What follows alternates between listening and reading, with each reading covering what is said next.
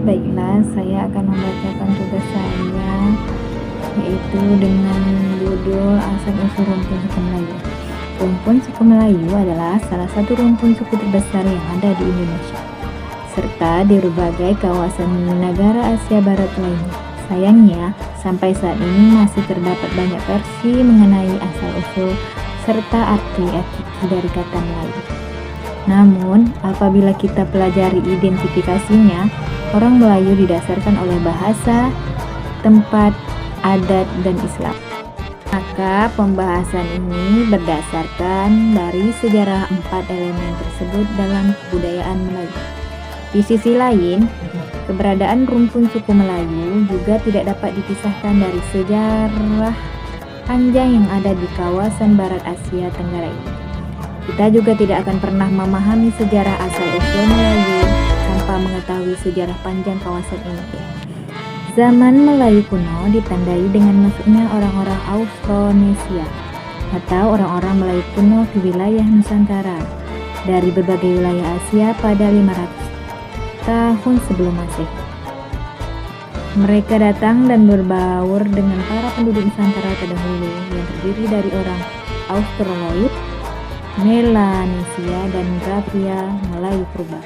Secara garis besar, ciri-ciri orang Melayu kuno adalah mereka hidup berkelompok dalam sebuah rumah permanen berukuran besar atau panjang yang berlokasi dekat dengan sumber air besar, termasuk di sepanjang daerah aliran sungai. Setiap rumah berisikan lebih dari satu keluarga, di mana seorang yang dituakan didaulat menjadi pemimpin mereka.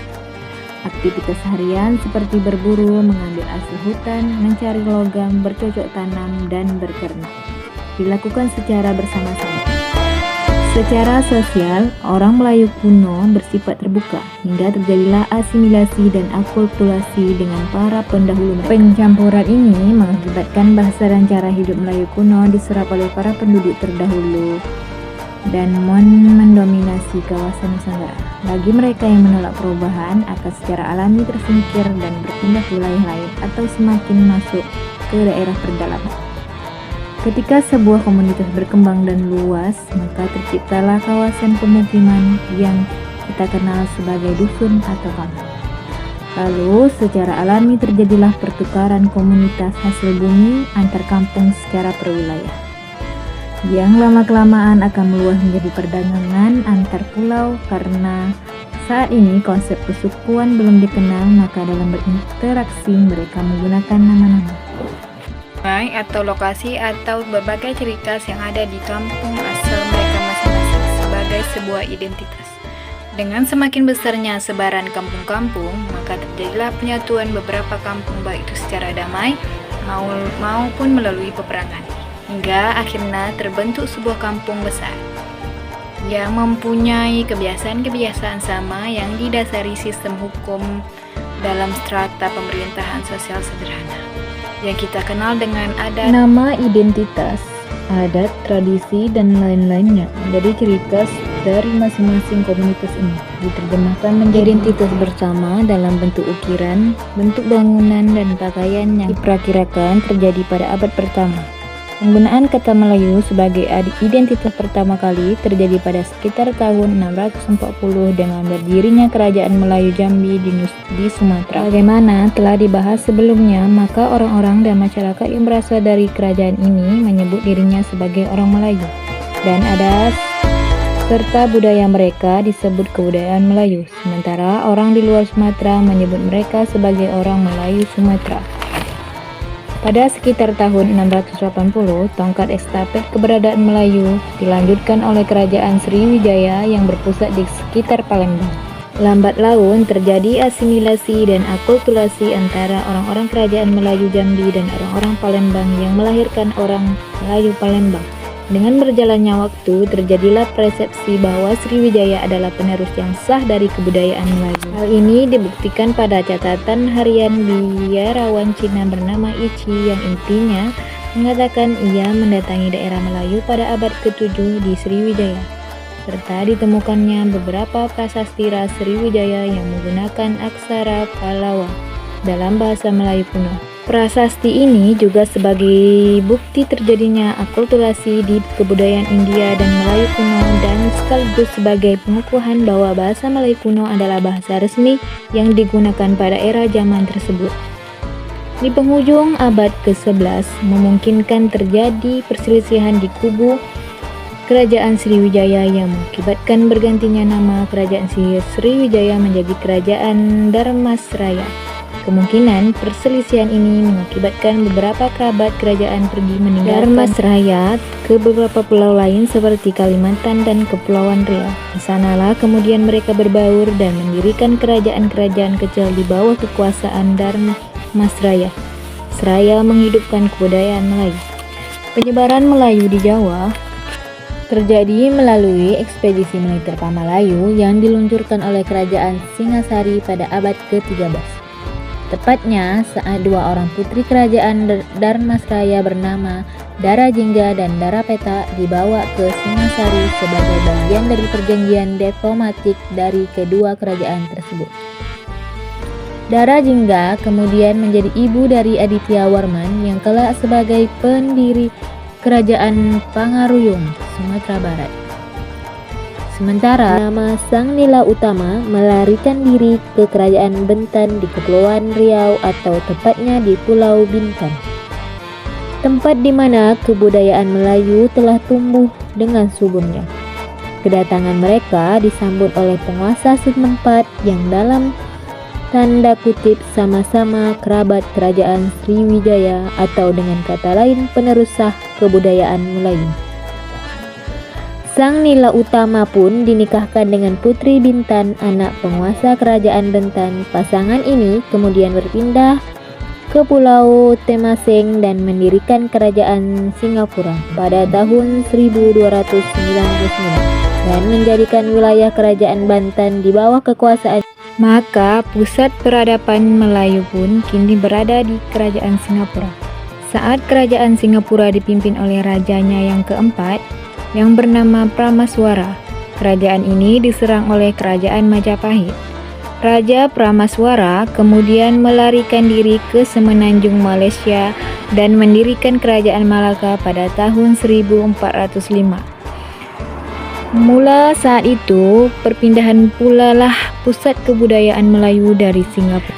Mendirikan Kerajaan Malayapura di Sumatera, mengingat ibunya adalah seorang putri Melayu Kerajaan Dharmasraya. Kerajaan ini dibangun di daerah Kerajaan Minangkabau yang kemudian berubah menjadi Kerajaan Pangaruyung. Itulah mengapa di daerah Sumatera Barat terdapat suku Melayu yang juga disebut sebagai suku para raja, meski keturunannya mereka mengatakan bukanlah orang Melayu.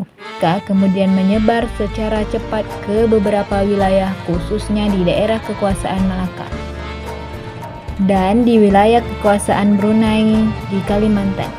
Raja Pramaswara kemudian memeluk agama Islam dan mengganti namanya menjadi Sultan Iskandar Shah.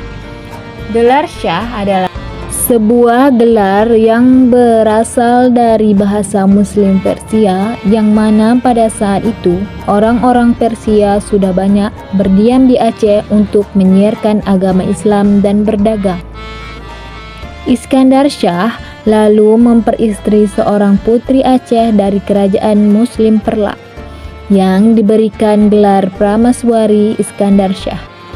Karena faktor dialog, aksen, dan logat Melayu lokal, maka sebutan Pramaswari menjadi Permaisuri, dan kerajaan Malaka pun berubah menjadi Kesultanan Melaka, di mana kesultanan berarti kekuatan atau kekayaan atau kepemimpinan, istilah yang diambil dari bahasa Arab yang telah lazim dipakai kaum Muslim Turki sebagai identitas kerajaan berbasis Islam. Sultan Iskandar Shah juga menjalin hubungan diplomatik dan perdagangan dengan kerajaan dinasti Ning di Cina. Mereka memberi kain sutra berwarna kuning sebagai tanda pengakuan kedaulatan Kesultanan Malaka. Menurut kebudayaan Cina kuno, kain berwarna kuning bermakna sakral yang hanya boleh digunakan oleh raja dan ratu.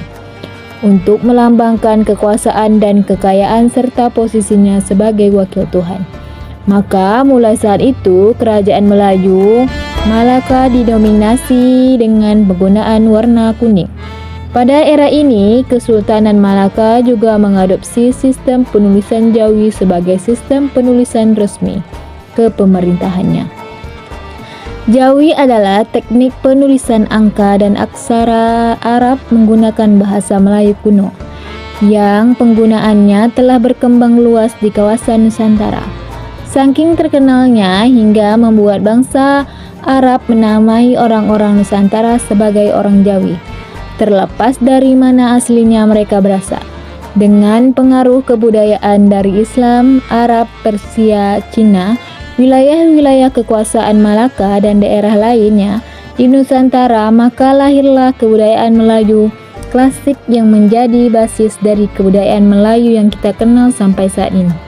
Pada akhir abad ke-15, Kesultanan Malaka mengirimkan ekspedisi sekaligus duta diplomatik didominasi oleh orang-orang Patani, Minang, dan Johor menuju kerajaan Goa, Sulawesi Selatan. Dan sejarahnya, definisi orang Melayu telah ditetapkan secara hukum melalui undang-undang lagi dengan Kesultanan Malaka.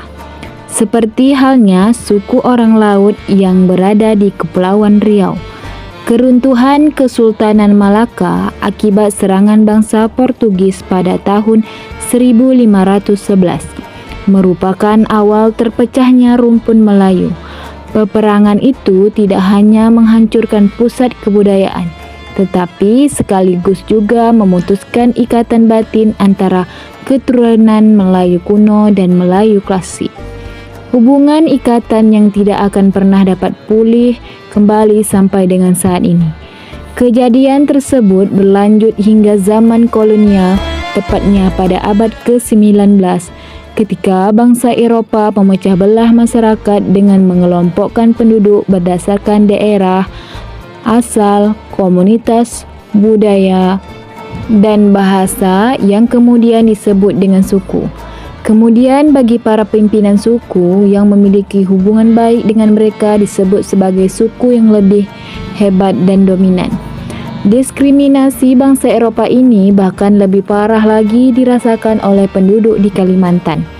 Orang Eropa menyebut penduduk yang berada di kawasan luar Pulau Kalimantan sebagai orang Melayu tanpa mempedulikan sejarah asal-usul mereka. Sementara orang Eropa mereka yang tinggal di daerah pedalaman sebagai orang Dayak. Inilah politik pecah belah bangsa Eropa dengan sengaja menghapus sejarah persatuan di Nusantara. Jurang pemisah pun kian melebar saat disepakatinya perjanjian dagang antara Inggris dan Belanda pada tahun 1842 yang mengatur dan membagi wilayah kolonial dua negara tersebut di kawasan Asia Tenggara. Perjanjian ini secara otomatis baik itu dari sisi politik, historis dan geografis mengeluarkan Jawa dari kawasan timur Indonesia dari kategori rumpun Melayu. Begitulah kisah singkat dari sejarah panjang asal-usul rumpun suku Melayu.